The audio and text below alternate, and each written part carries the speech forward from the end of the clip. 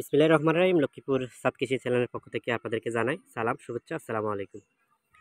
আজকে আমার সামনে যে মাটিটা দেখতেছেন, এটা হচ্ছে আঙ্গুরের জন্য প্রস্তুতকৃত মাটি। এটার সাথে মিক্স করা আছে রাবিশ, কোকোফিট, অথবা দানা চিটা দিতে পারেন, বালি আর গোবরটা আপনি পর্যাপ্ত দিতে পারেন। তো এগুলো আমি মিক্স করে দীর্ঘ 3 মাস আগে রেখে দিয়েছি। এটা রাখার পরে 3 মাস পরবর্তীতে এটাকে আমি রোদ্রে শুকিয়ে আঙ্গুর গাছের জন্য, আঙ্গুর গাছ বসানোর জন্য প্রস্তুত করছি। এখন রোদ্রে শুকিয়ে এটার সাথে আরও কিছু গোবর, আর গোবরটা আপনারা মাথায় রাখবেন, গোবরটা সবসময় বেশি ব্যবহার করা যায় আঙ্গুর গাছের জন্য, কোনো সমস্যা নাই। এটা জৈব, তবে আঙ্গুর গাছ বসানোর সময় অবশ্যই আপনাকে প্রাথমিক অবস্থায় কোনো রাসায়নিক সার দেওয়া যাবে না, জৈব সার দিতে পারেন। তো এটার সাথে আমি আরও অ্যাড করব, এটা হচ্ছে হিউমিক অ্যাসিড। এটার সাথে হিউমিক অ্যাসিড দিতে পারেন। এতে কোনো সমস্যা নেই, এটা কোনো রাসায়নিকও না, এটা কোনো খাদ্যও না। এই হিউমিক অ্যাসিডটা আপনার এই যে আপনি গাছের গোড়ায় যে পর্যাপ্ত খাদ্য দিলেন, এই খাদ্যটাকে প্রক্রিয়াধীন করার জন্য বা খাদ্য গাছে গ্রহণ করার জন্য হিউমিক অ্যাসিডটা খুবই গুরুত্বপূর্ণ। এটা আপনি মাটির সাথে দিতে পারেন, এটা অত্যন্ত গুরুত্বপূর্ণ এবং এটা রেজাল্টও খুব ভালো।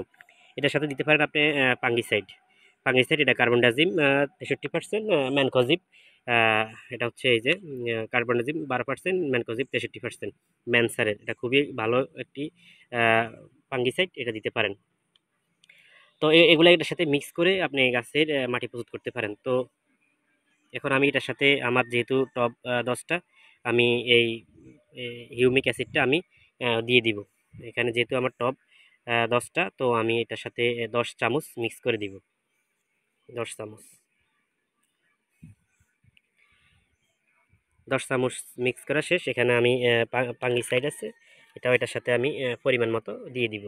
এই ফাঙ্গিসাইডটা মাটি শোধন করবে এবং খুবই ভালো রেজাল্ট দিবে। তো সম্পূর্ণভাবে ভালোভাবে মিক্স করে দিয়েছি, একবারে ভালোভাবে দেখেন মাটিটাও আলহামদুলিল্লাহ অনেক সুন্দর মিক্স করে দিয়েছি। তো এখন পট বসানোর কাজ। এই যে পট বসানোর সময় অবশ্যই এটা নিচে ছিদ্র রাখবেন। এই যে আমি 1টা 2টা 3টা 4টা 5টা 6টা ছিদ্র রেখেছি। আপনারা 6টা ছিদ্র রাখতে পারেন, তারও কমও রাখতে পারেন, অথবা বেশিও রাখতে পারেন, কোনো সমস্যা নেই। তবে পানি নিষ্কাশন ব্যবস্থা ভালো থাকতে হবে, পানি যেন কখনো না জমে সেদিকে লক্ষ্য রাখতে হবে। তো এটার ভিতরে আপনারা এটা ইটের ইটের ইট দিতে পারেন, অথবা টাইসের, আমি এখানে দিলাম টাইসের। এই যে মুখটা যেন বিভিন্ন বন্ধ না হয়ে যেতে পারে, সেজন্য আমি এটার মুখটা বন্ধ করে দিলাম। সুন্দরভাবে এভাবে বন্ধ করে দিবেন। আর এটার নিচে নুড়ি পাথর দিতে পারেন, অথবা বালি দিতে পারেন, অথবা রাবিশ দিতে পারেন, যার যেটা আছে ওটা ব্যবহার করতে পারেন। এই ড্রেনেজ সিস্টেমটা যত্ন সহকারে করবেন, যেন পানি নিষ্কাশনটা খুব সুন্দরভাবে হয়। এই যে নিষ্কাশনটা এটা অবশ্যই ঠিক রাখতে হবে। আর এটার মধ্যে আমি এখন আমার যে মাটি প্রস্তুত করা হয়েছে এগুলা রেখে দিব।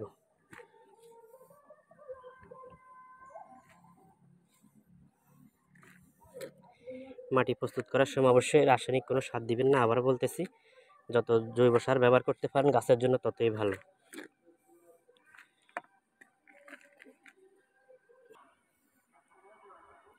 আঙ্গুর গাছের জন্য এই যে পট তৈরি হয়ে গেল।